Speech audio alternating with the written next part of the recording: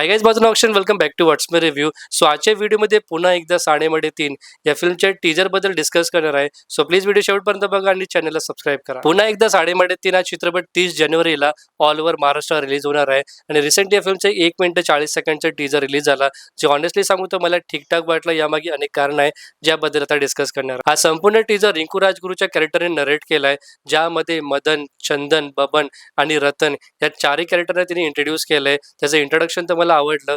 Plus Makarand अनसपुरे सरांचे dialogues आणि त्यांचे सगळे सीन्स मला जेन्युइनली चांगले वाटले. पण हा टीजर बघून माझ्या मनात अनेक प्रश्न आलेत.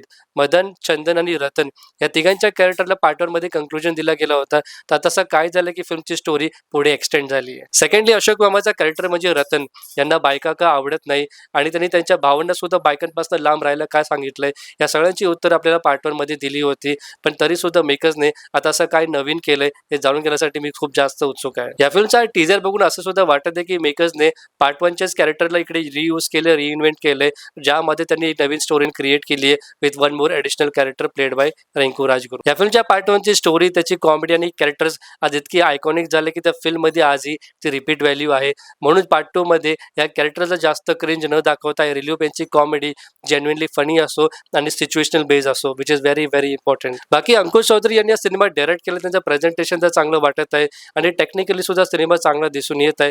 पण हा चित्रपट किती प्रॉमिसिंग असू शकतो हे तर ट्रेलर आल्यावरच कळेल आपल्याला. बाकी या टीजरबद्दल तुमचं काय ओपिनियन आहे कमेंट सेक्शनमध्ये एकदा नक्कीच सांगा आणि व्हिडिओ शेवटपर्यंत बघण्यासाठी मनापासून धन्यवाद.